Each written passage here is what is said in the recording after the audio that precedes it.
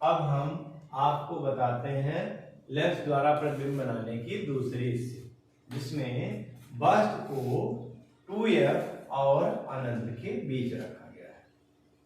प्रश्न को हम करेंगे क्या?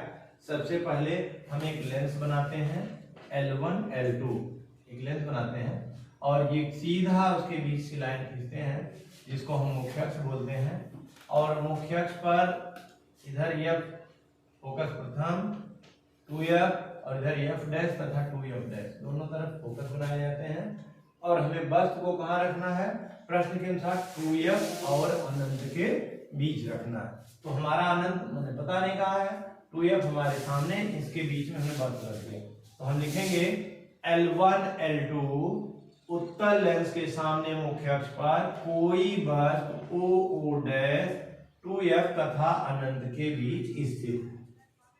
O डैश से चलने वाली प्रथम किरण जो मुख्य अक्ष के समांतर चलती है, लेंस से अपवर्तन के पश्चात द्वितीय फोकस f से होकर जाती है तथा दूसरी किरण जो प्रकाशित केंद्र से जाती है बिना विचलित हुए सीधे चली जाती है।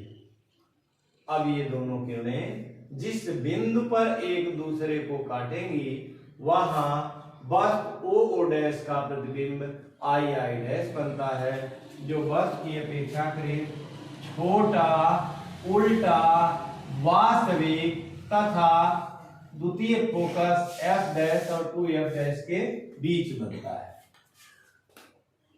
अब हम इसको परिणाम के तौर पर अगर लिखते हैं तो वस्तु O डैश का प्रतिबिंब I डैश है, जो वस्तु की अपेक्षाकृत छोटा, उल्टा, वास्तविक तथा F डैश और 2F डैश के बीच बनता है। ये इसका परिणाम है।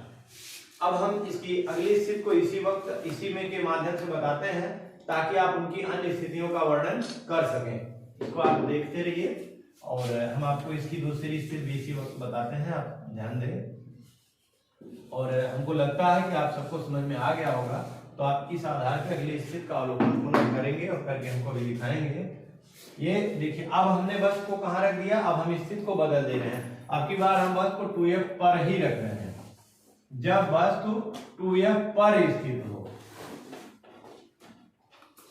जब वस्तु 2f पर स्थित हो, अब हम वस्तु को 2f पर रखेंगे। अब तक हमने कहाँ रखा था? एक बार अनंत पे रखा गया, 2f अनंत के बीच रखा गया। अब की बार हम वस्तु को 2f पर रखते हैं।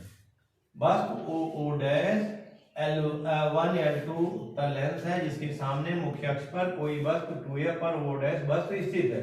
O डैश से चलने वाली प्रथम किरण जो मुख्य अक्ष के समांतर चलती है, लेंस से अपवर्तन के पश्चात द्वितीय फोकस से F डैश से होकर जाती है तथा दूसरी किरण जो उसके प्रकाशित केंद्र से जाती है बिना विचलित हुए सीधे उसी माध्यम में चली जाती है।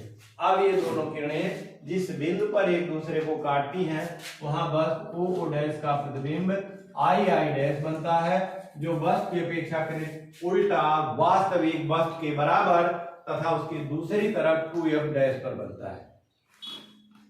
वस्तु O डैश का प्रतिबिंब I डैश, तो वस्तु O डैश का प्रतिबिंब I डैश है, जो वस्तु की अपेक्षाकृत उल्टा, वास्तविक वस्तु के बराबर तथा लेंस के दूसरी ओर 2F डैश पर बनता है। ये आपको हमने 3 स्थितियां बताई हैं। अब आपको 2 स्थितियां ज्ञात करके आप अभी इनको दिखाएंगे। जब वस्तु 2F और F के बीच हो, जब वस्तु F पर हो तथा जब वस्तु F और प्रकाशित केंद्र के बीच हो। ये 3 स्थितियां आप हमको अभी करके दिखाएंगे।